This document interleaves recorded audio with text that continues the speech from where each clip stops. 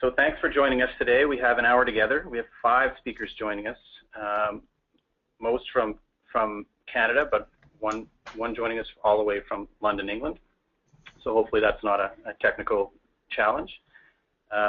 Subject matter is co-op development findings from a national study, and it's going to explore the factors for successful cooperative development and does government policy make a difference. My name is Brendan Denovan. I'm the Communications Manager at Cooperatives and Mutuals Canada, and I would like to take a moment to explain the Measuring the Cooperative Difference Research Network, who is hosting today's webinar. They're also the source of this whole series that began in 2010.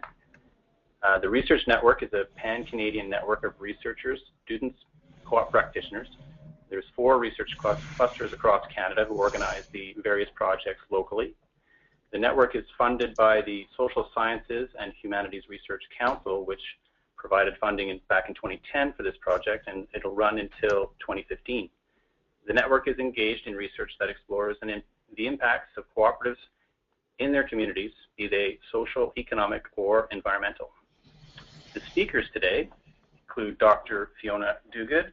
She's a researcher and consultant. She has led research in several national and international cooperative and social economy projects. Fiona worked with the Canadian Cooperative Association as a researcher and as a senior policy analyst with Rural and Cooperative Secretariat with Agriculture Canada. Dr. Marcelo Vieta is an assistant professor in the program in adult education and community development with Ontario Institute for Studies in Education at the University of Toronto. Marcelo was also a research fellow with the European Research Institute on Cooperative and Social Enterprise, ERCSIS, in Trento, Italy. Prior to that role, he was a postdoctoral fellow at the Social Economy Centre within the Ontario Institute for Studies in Education at the University of Toronto. We also have 3 participants in this study who offered information and background. Dan Oler worked with a small dedicated group of leaders to incorporate Sangudo Opportunity Development Co-op in 2010. I hope I pronounced that correctly. Dan's involvement as co-founder and board chair allow him to work on a contract with the Alberta Cooperative Community and Cooperative Association to develop the Unleashing Local Capital program and to support community leaders across Alberta to apply that model. Seth Leon is the research officer for Alberta Community and Cooperative Association. Since 2012, he has worked with the Unleashing Local Capital project. Seth has also worked with BC Alberta Social Economy Research Alliance to examine the diffusion of social finance. And finally, we have Joel Stoddart, who is the Business Development Manager at Careforce Health Services in Nova Scotia. He has been a member of the co-op, Worker Co-op since 2013, and he has worked with Careforce since 2012. Joel also worked as a small business development counselor at Acadia University, where he helped entrepreneurs start and grow their businesses. So these are our panelists today, and we have a PowerPoint deck that we will flow through. I'm going to hand over the reins to Fiona Duguid to make her presentation. Thanks, Brendan. Hello, it's Fiona here. This is a project that Marcelo and I have been working on for some time called Collective Entrepreneurship in Canada's New Cooperatives. And as you can see on the PowerPoint, which Brendan's just starting up now, our first slide is around the research focus of this particular project. So this is looking at why groups use the co-op model and as opposed to investor-owned or private sector or nonprofit organizations models to meet their social or cultural or environmental or economic needs of their members or their communities. Here are some of the research questions that Marcelo and I were exploring, and our panelists here today were very helpful with us at answering some of these questions. So the first question is really about how have Canadian cooperatives sought to meet their members or their communities' social, cultural, economic, or environmental needs through using the co-op model. So sort of a basic for a starter off question when we're thinking about new co-op development. what advantages does the co-op model facilitate for meeting members' needs, again? And then what challenges do members encounter when they are starting up or further developing their co-op the co-op initiative? And then why are these co-ops succeeding? And fail is probably a bit strong, but working to overcome some of these challenges. And then what innovations have new or expanding co-ops forged in order to offer both members and the surrounding communities new or better ways for satisfying their needs? So those are some of the research questions that Marcelo and I looked at in this research project. And how we looked at this project, as we flip to the next slide, was through a grounded theory approach.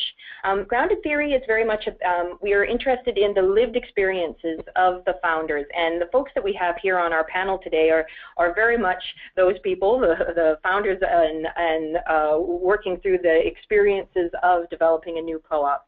And grounded theory helps us to do that, because you come in with not a whole set of ideologies and beliefs that you're framing your research. Instead, you're letting the research emerge from the experiences of the people that you're speaking with and talking to. How we did this, we had a survey. In the end, our survey was about 66 different co-ops answered our survey. Not too bad, not super great, but not too bad in terms of a survey.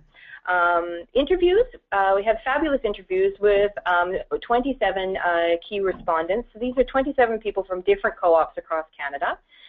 And then we also did 2 focus groups, so 2 times 2. So we did 2 focus groups with 2 different groups within those focus groups, so up to 50 participants. And we were able to do this at the CDI, at the final Cooperative Development Initiative Conference, which was a fabulous experience for us, and we certainly learned a lot in doing that. So to move to the next slide, this is what our survey told us, and it's actually really very representative of what the rest of Canada looks like in terms of the types of co-ops, non-financial co-ops in Canada. For example, consumer co-ops sitting at about 20%, multi-stakeholder sitting at about 25%. That is a higher number because, of course, in Quebec there are a number of multi-stakeholder. Worker co-ops sitting at about 10, producer sitting at about 15, and new generation, we have a small percentage of those here in Canada, and at 2%, and then housing, for us it was actually a little bit smaller than what the rest of Canada is at 1%, and then federation sitting at 6%. So I understand that you can now see the slide. So as we move to the next slide, this is just a list of some of the industries or sectors of the co-ops that we interviewed and talked to. So you can see a long list of new and emerging sectors for co-ops, everything from renewable energy, communications, the community opportunity co-ops, of which we have some folks here today with Dan and Seth who can speak to that. Co-ops working with people with disabilities, health and home care, which we'll see from Joel with CareForce. Organic foods, a very large and emerging sector for new co-ops in Canada. Car sharing, farmers co-ops, worker co-ops, business conversions, we'll talk a little bit about that. Education-based co-ops, and then the funeral co-op, again, huge, quite a big popular model in Quebec. Not as popular across Canada, but we'll see where that goes for the future. So now I'm going to turn the presentation and the slides over to Marcelo. Sure, thanks, Fiona. So out of our grounded theory approach, we discovered that, excuse me, we discovered that cooperative development in Canada today is rich with what's called in the literature social or collective entrepreneurship. And David Connell, who was one of the first to describe this clearly, and also relating it to cooperatives, describes collective entrepreneurship as combining business risk and capital investment with the social values of collective action. It exists when collective action aims for the economic and social betterment of a locality, and for the production of goods and services and needs by an enterprise.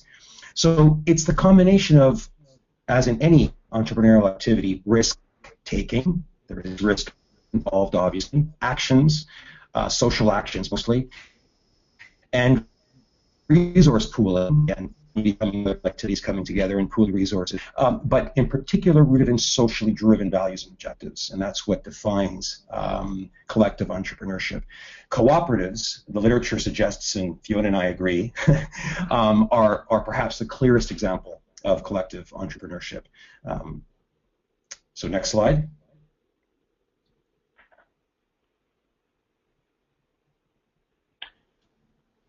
So collective entrepreneurship is also, the literature suggests, and our research has shown in Canada, is connected somehow to social movements. So broader movements to provide provision for the needs of communities driven by social collectivities.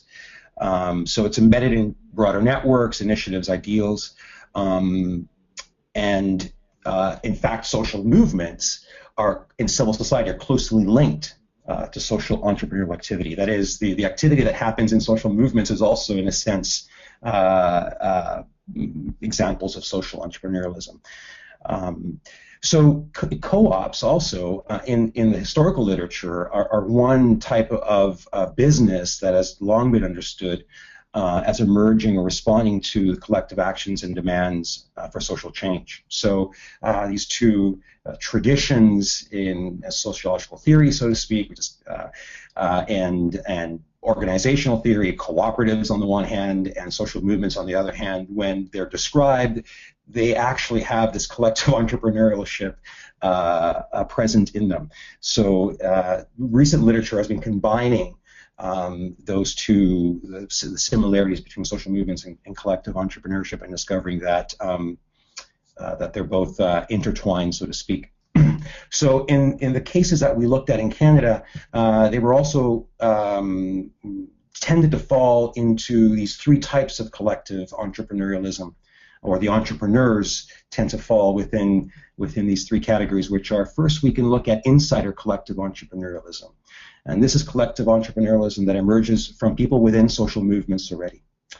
Okay, so the second one is outsider collective entrepreneurialism, that a social movement inspires a collective enterprise to emerge. And then thirdly, the social entrepreneurialism, or collective entrepreneurial activities themselves inspire social movements. And one example of this is the microfinance movement. Okay, we'll go to the next slide. So these next two slides are graphs showing, kind of evidencing this cooperative, this collective entrepreneurship in our sample.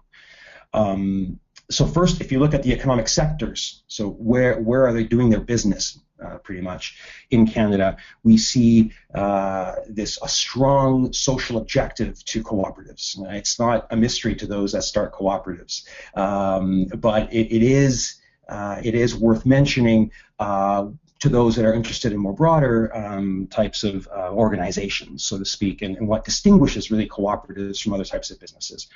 But what we see in Canada also, and throughout these economic sectors, is that the cooperatives in Canada, you can form a cooperative just to meet the mutual needs of members. But in general, new cooperatives emerging in Canada today, first of all, looking at their economic sectors, have strong collective entrepreneurial motivation, so to speak. So we see that 14%, for example, of our sample were in the health sector, and many of those coming from Quebec, where the cooperative model has been used for healthcare delivery for some time. And towards the end of the graph, you can see social services is also quite strong. And also at the very end of the graph, utilities, why alternative power utilities are being formed, has something to do with price, of course. So that is something that's of interest to the members of the co-op, but also more greener energy, which has a strong social objective as well. Okay, we'll go to the next slide. And these are the main motivators. Now, when we asked what motivated you to start your cooperative, here we see a clear collective entrepreneurial endeavor, that is, this outward social objective and social mission. And we see some differences in Quebec and the rest of Canada. In our survey, when we analyzed our data, we did see differences between how Quebec's develop and emerge how cooperatives develop and emerge in Quebec and in the rest of Canada. So one that stands out is alternative healthcare. Again, Quebec has had a long tradition in using the cooperative model and the multi-stakeholder cooperative model in particular around alternative healthcare. So that's one, and that was one driving motivator for many in our Quebec sample. But also community arts and recreation. That was what motivated community economic development, again, strong in Quebec because of their support that they receive from CDRs or from local cooperative development initiatives in Quebec. And in the last two of the last three, employment for marginalized communities was present also, and social care and social services delivery. When we look at all of Canada, this tends to be the strongest motivator for developing new cooperatives. So here we see a strong across the board collective entrepreneurship happen. And lastly, before we open it up to our questions to the rest of our panelists, Fiona and I have thought about this and have categorized this collective entrepreneurial cooperative development in Canada within three emerging trajectories. We don't call them categories, we call them trajectories because they are in motion and evolving, and they come from a long history as well. First is what we call community economic development cooperatives. And these are focused on community revitalization, community needs of some sort. They have strong connections to other community organizations and or social movements by their founders.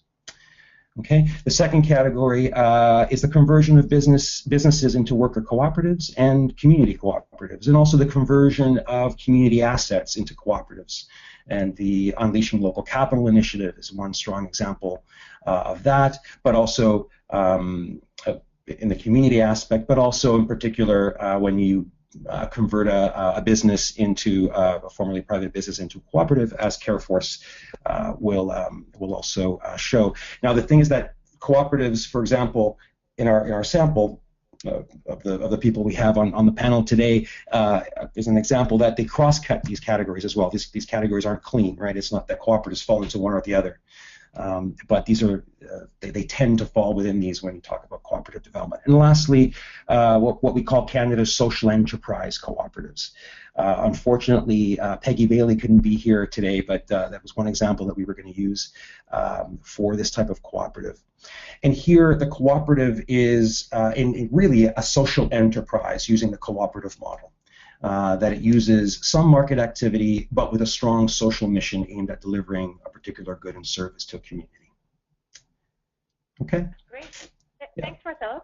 So now we're going to move to have our panelists talk about their experiences in starting up co-ops and being a part of co-ops in their communities. So first question out to the panel. It starts right at the beginning. Why did you start your co-op, and what were some of the key objectives? Dan, do you want to maybe make a couple comments on that? Sure. In our little community of Sangudo, it's a small rural community, 380 people, and I really believe the reason we got started in it was because of a crisis. There was a threat that our high school was going to be closed, and that got people really excited and, quite frankly, ticked off about what was going on in our community. However, we moved reasonably quickly into looking more at the broader economic situation in our community, and realized that we were in a really tough spot where half of our business buildings on Main Street were sitting vacant, and so we were really at a point where we were afraid of losing our community, and we wanted to do something to revitalize it, to get some new businesses in, to be able to keep the existing businesses there and to have them strengthen themselves as well. So I think it was really based upon a perception of a crisis. I mean, it wasn't a flood or nobody was dying, but it was a perception that we were losing something that was really important to us, which is part of that social need. And so what were some of the key objectives? Key objectives really were to get businesses into some of the vacant business buildings, to get some more people coming to our community, living in our community, which eventually would mean more kids possibly to fill our school as well. And if we've got a vibrant school, it helps the entire community as well. So I think the key objectives were really for us to work together as a group of leaders to keep our community alive. What were some of the main challenges that you encountered in starting up? We were a first of our kind for this type of a co-op in Canada. There were some other examples, similar examples out in Nova Scotia with their community economic development investment funds. However, ours was very different and based upon the legislation we've got in Alberta. So it was new, and so we were up against trying to figure out how to incorporate and what to incorporate, and huge legal fees that were involved, and not really knowing what we were doing. So somehow being first into anything is a little bit scary and unknown, and so we were up against using a lot of professionals, which cost us a lot of money as well. However, we did have a little bit of a ace in the hole because we had been chosen to accept an award through the Alberta Community and Cooperative Association, which gave us some financial support to work through feasibility studies and the legal requirements for starting our co-op. And beyond the technical pieces, the legal pieces, some of our other real challenges were we had all kinds of great ideas to start businesses using our co-op model, but we as a leadership group didn't want to run it. So we were looking for entrepreneurs who would run the business and treat it as their own. We didn't want to be hiring managers and staff. Instead, we wanted to be the incubators where we were supporting entrepreneurs to get into their own business. So I think that was probably, those two were the biggest challenges. One, the finding the entrepreneurs that we knew and liked and trusted, and the other one being the legal and technical pieces. Thanks, Dan. So as a result of our experience in Sangudo, the Alberta Community and Cooperative Association were able to apply for some funding through the Rural Alberta Development Fund, which was set up to help all kinds of economic development things in Alberta. So they were able to get some funding to have a 2-year project to develop what's called Unleashing Local Capital program. The program was to use what had happened in Sangudo, as well as some of the best information we could get out of Nova Scotia, as well as some other new generation co-op ideas in Alberta, to develop a whole program and a system that would make it really easy for other communities, and in this case they were aimed at rural communities in Alberta, to create opportunity development co-ops, somewhat like what we've done here in Sangudo. So over the 2 years that program was being developed, there was a comprehensive guide that was created both online and in a print form as well, with a bunch of videos and a ton of resources. And also we worked with the lawyers to develop a template for all of the technical pieces, the articles of incorporation, the bylaws, the subscription for shares, and any of those types of agreements, so that would make it much easier and very cost-effective for any community to create their own opportunity development co-op. So that while we were going through that process of developing all of that program, we opened up some pilot communities, and 3 communities were chosen initially to kind of work through and learn from them to add to the guide. Getting some feedback in there. Has somebody else joined in now? I'll continue on then. So anyway, we opened up to 3 pilot communities. One of the communities, the Smoky River Opportunity Development Co-op up in the Falher region in the northern Alberta, they were going to do a 55-plus housing unit. They've gone through some major challenges up there. They are incorporated. However, I don't believe that they've actually started on a building at this point. They've kind of scaled back to a much smaller project.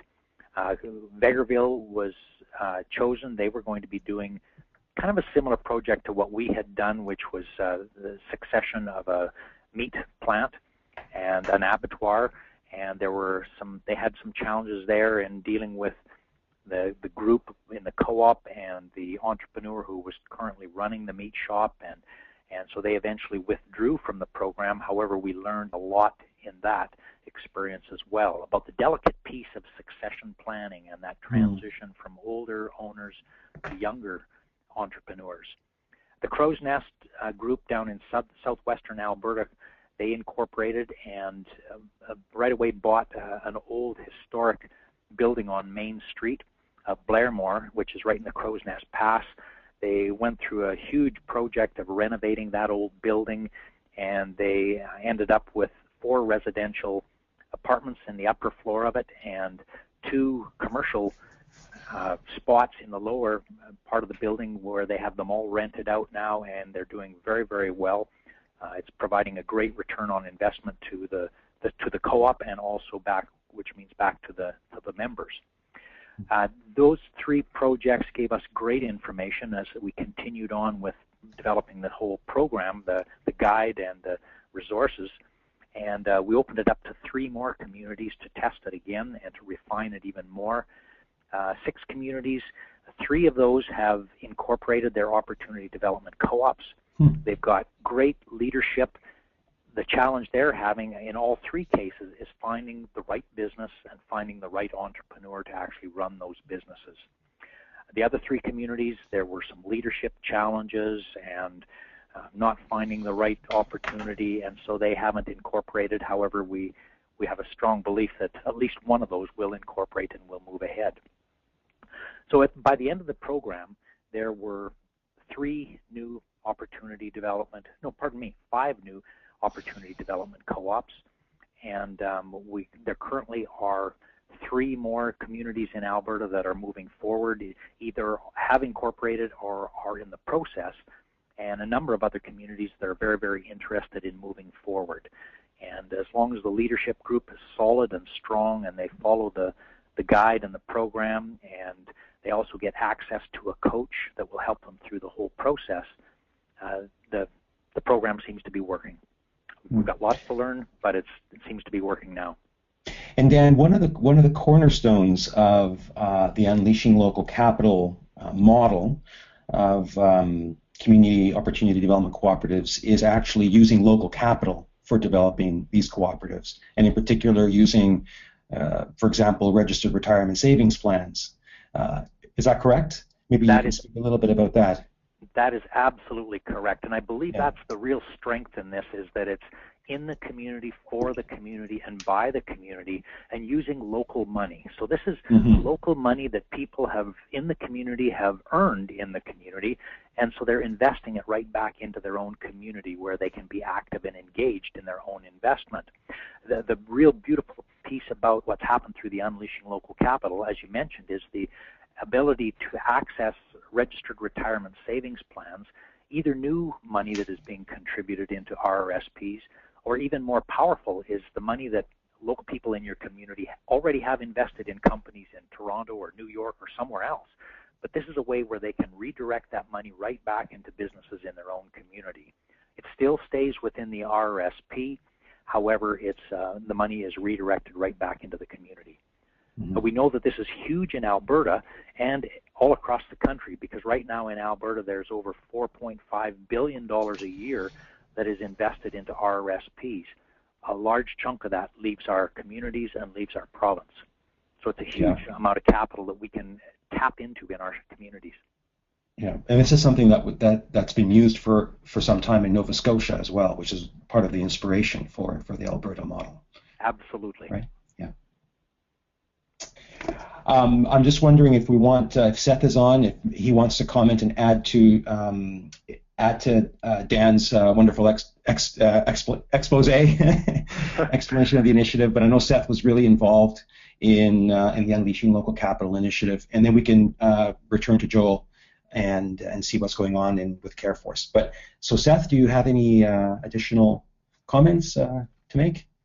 Sure, and again, I apologize for the confusion with the audio, and it's always difficult to follow Dan. He does such a great job at telling the story and really explaining these core themes.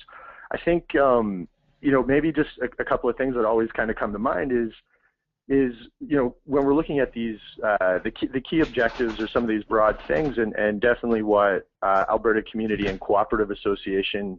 We're really interested in how do you build a strong local economy, and co-ops have always played a strong role in that.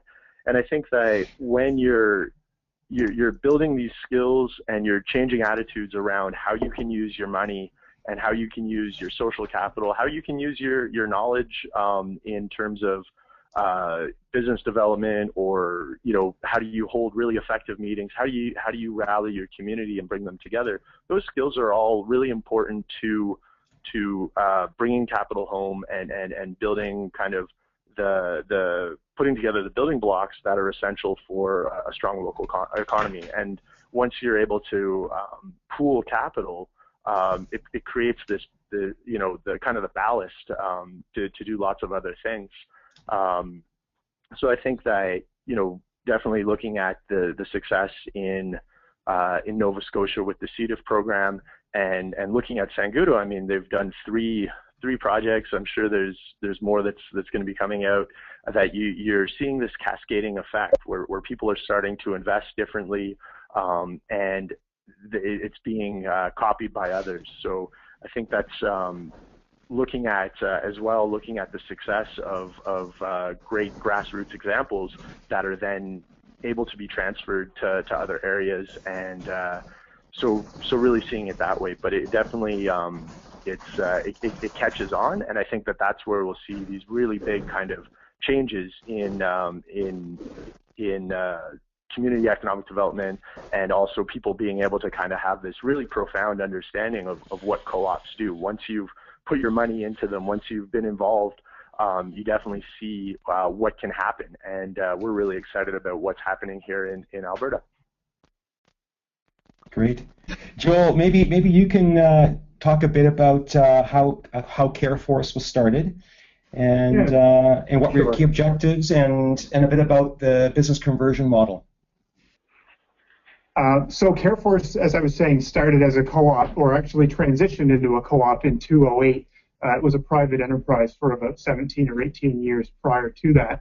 And like I said, the major goal was employment preservation. We had a group of home care workers who stood to potentially lose their job and source of income if the current owner of the business either sold the business or just closed the business. So employment security was certainly a major priority for us. Obviously, there were other factors. I mean, the opportunity to have more control about how the business was run, philosophically, from the care standards point of view, and so on. But I think it would be safe to say that the major goal was keeping jobs at the time. And what were the so those were the key objectives. What were some of the challenges in starting CareForce? There were two major challenges. One major challenge was financial. The other one was knowledge. Buying out a business of the size and scope that we were at the time was significant, but we had to take out a pretty considerable loan to be able to do it.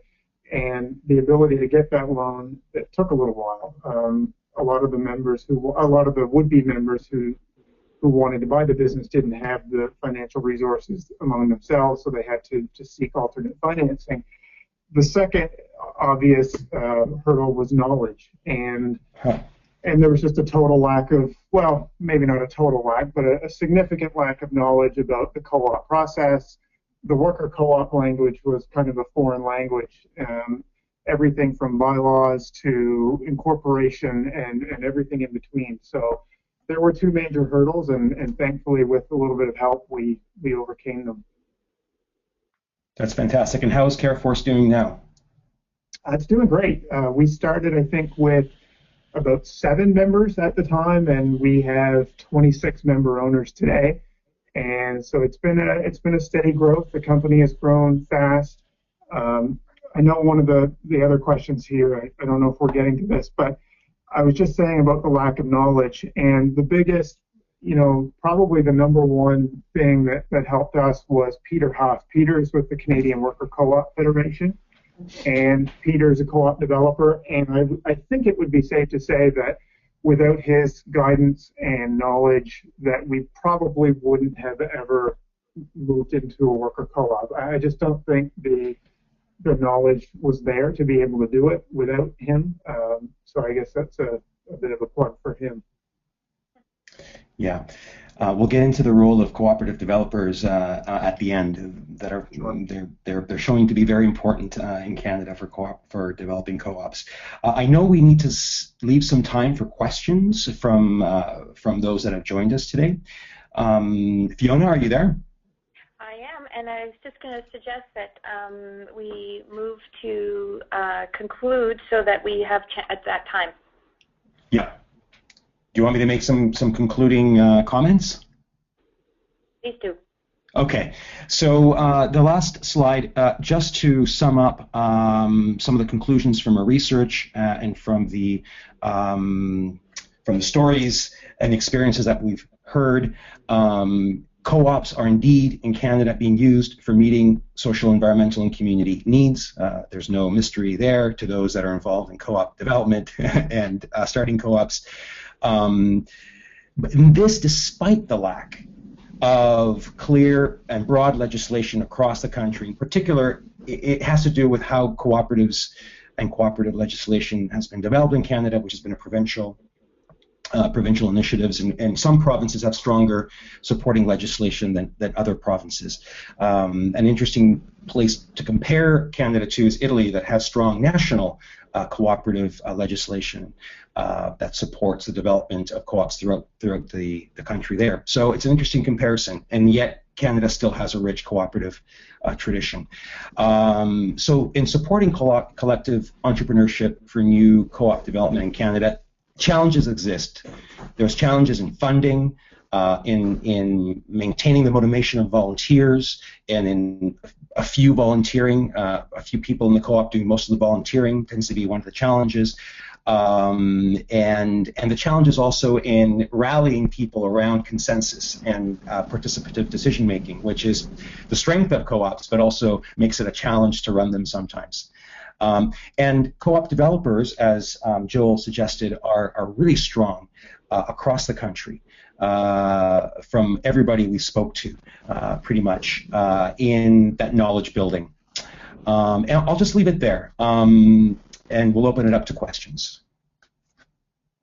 Great, thanks, Marcelo, and thanks Dan and Joel and Seth, and for bearing with us as we work through our technical issues. So now we have almost 15 minutes for opening it up to Q&A with our audience. We would suggest that you either type it into the chat function, and Brendan can then see that and read that. Or you can also, we will try this, but I think you can also raise your hand, and then we can unmute you, and you can ask the question directly. In theory. So maybe we'll start. There's a question that somebody typed into the chat, so we'll start there. And Joel and Dan and Seth, feel free to hop in. So Bonnie Hudspeth has typed in a question, and it is asking if there are any tips on finding and training the right skill sets for these various startup co-op groups. A number of startup food co-ops we're working with in the Northeast U.S. are having trouble finding good project managers, and et cetera, and it slows down or stops their progress. So co-op developers, once again. Joel, did you want to make any comments on that? That's a good question. I'm not sure that I know the answer. In terms of training for this particular type of skill set to start and grow a co-op, I think the only real thing that I'm aware of here in Nova Scotia is St. Mary's has an MBA program in cooperative management. I'm not sure it's not specifically designed, I don't think, for co-op development, but I presume that a lot of the skills would be transferable. I mean, I think you would you would naturally develop the skill set to do what you needed to do through that. But overall, I'm not sure that I know about a great deal of training available. Dan, do you have any ideas? Well, for food co-ops, the one that most recently, I guess, I've seen is the Toolbox for Education and Social Action in, I think they're in Massachusetts, and they've, I think they're starting to offer some webinars and to focus around, you know, specific types of co-ops. Co-ops own, and their program, I think, would be, you know, that's another excellent resource. I guess looking at as well from the, you know, apex organizations and provincial co-op associations is looking at some work that focuses in on a certain topic, you know, whether that's food or work or utilities. And I guess the other piece too, and you know, doing, and this has probably come through with your research as well, is looking at how, you know, cooperative principle 6, right? Co-ops helping co-ops. And I think that there's lots of examples of, you know, you're getting on the phone or you're calling up, you know, a new cooperative or a cooperative that's doing something that you're interested in, and ask them how they do it. I think that that's something that makes cooperatives unique compared to other types of structures is being able to kind of share that information. And it's definitely people that have, you know, a really unique founding story, but they've definitely seen the same challenges, and the same opportunities. So they you know, they'd definitely be willing to share. And I think that that's something that, you know, maybe we need to promote more as cooperators, to say, like, you know, how do we talk shop? How do we talk about cooperatives? And how do we get them started? So that might be like the first step is to find a co-op that's doing the thing that you want to do and get them on the phone. Great, thanks, Seth. We have somebody with their hand up. I have Amitava Sanyal, who I've just unmuted. If you have a question, Amitava, please proceed.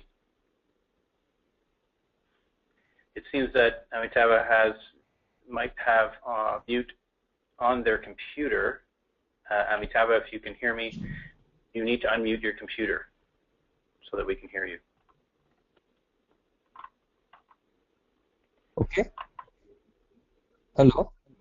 Yes. Hello. Hi. Hi. Can I ask the question now? Can you hear? Yeah, we can hear you. Yes. Okay, fine. Thanks. My basic fundamental question is that how are we different? Our cooperative is different from an investor-owned model, because the founders are they form the cooperative, later on become technically not as an investor model, because there is no membership induction when the cooperative moves forward. That was basically the question. Then how are we different from that? Great, thanks. That's a great question. Dan, did you want to start us off? I just want to make sure I understand the question. Is the question, how is a co-op different from an investor-owned model? Is that kind of what we're getting at? Yes, differentiating. I mean, you know, I think it's different. I mean, I think there's you know, a lot of this is going to sound a little bit soft, but I think it's philosophically we're different. I mean, at CareForce, and I can only speak for us, is that we tend to have, in my view, a much larger personal investment from people who work here because they share all the same benefits that any owner would share. You know, how does that play itself out? I think it plays itself out through better customer service for people. I think you know, it's a great story. People are always trying to find out how we're different, and they're amused and amazed, I think, by the fact that the people who serve them in their homes own the company, and that's just a bit of a novel idea for them. So, you know, again, I know that's not really, you know, that's not a hard fact. It's more of an opinion, but that would be my input. Thanks, Joel. Marcelo, did you want to jump in on that? Yeah, I think the question was, and I'm going to put it back to the panel, to the actual cooperators. The question also extended to how do the founders not become, in essence, the owners? That how is the purpose of the cooperative to be a collective endeavor maintained over time? I think that was implicit in the question just asked. So I'm wondering if maybe one of the other. Seth, did you want to handle that? Sure. Yeah. This is, and I think looking at the opportunity development co-ops and unleashing local capital, that the founding members play such a huge role in getting the ball rolling, and much like a lot of cooperatives. One of the things that we're trying to do, and definitely identify this as a challenge in maybe cooperative development in general, is how do you build this momentum, prepare the founders to form the co-op, but also how do you create succession within the organization? So how are you getting more people into leadership roles, that they're understanding the governance structure and that they're moving up through the organization, as well as being able to bring in different voices, different experiences, and also people who will be in for the long haul, so that there's a generational kind of planning that goes there. And that really, I think, comes down to having a clear understanding of this at the outset, as well as being able to budget and plan for training and education, and making that a part of what it means to be part of the cooperative. That as a member, that you're able to run for the board, and as well receive the training and be able to develop those skills. So I think it needs to be something that's kind of grafted into the core of the organization, and really seeing that as a member owner, that you also have a say, and how do you build that piece into it. So it's really kind of the founding group needs to, there's a lot riding on them, and they commit a lot, but they also have to be part of kind of the succession and long-term planning as well. If I could just add on to that very quickly, at CareForce we have a mandatory 12-hour in-house developed co-op orientation program, and regardless of whether you come to work here and intend to be a co-op member or not, you are required to take that training, and it covers everything from governance to the day-to-day operation of the business, the bylaws, and pretty much everything in between. And absolutely, you have to keep that up. Otherwise, you're absolutely right. There is a lack of an over time lack of enthusiasm. Sure. I'm going to bring Lynn Marco on for our last question for today. So I just want to confirm that we've unmuted you, Lynn. Could you let us know it's working? You might have to unmute yourself. I think I am unmuted. Can you hear me? Absolutely. Oh, great. Lynn, you can be tight on your question so we have time. Okay, I will be tight. This is an important piece of research. It's been going on for quite a while. It got funding from a wide variety of sources, including the Canadian Co-op Association through our CDI funding. One of the things I saw that near the end, you kind of skipped the issue of future support for co-op development. And what I want to know is, in the report, is there a large enough section that talks about the need for support and resources to help fund, to help new co-ops get started? We need more funding, and this report is really important that it confirm how important it is that there be outside expertise to come in and work with groups, that it is an important part of it. And I'm wondering if there's anything in there that even mentions the Co-op Development Initiative and what it did for 10 years. Yeah, I'll answer that as quickly as I can. Absolutely, it's the research is based on the sample we drew from is the Cooperative Development Initiative, and it stems from that initiative, but it asked, we looked at specifically how we looked at supports, and we asked the cooperatives that we interviewed about supports. And the number one, I think the number one finding around that is educational.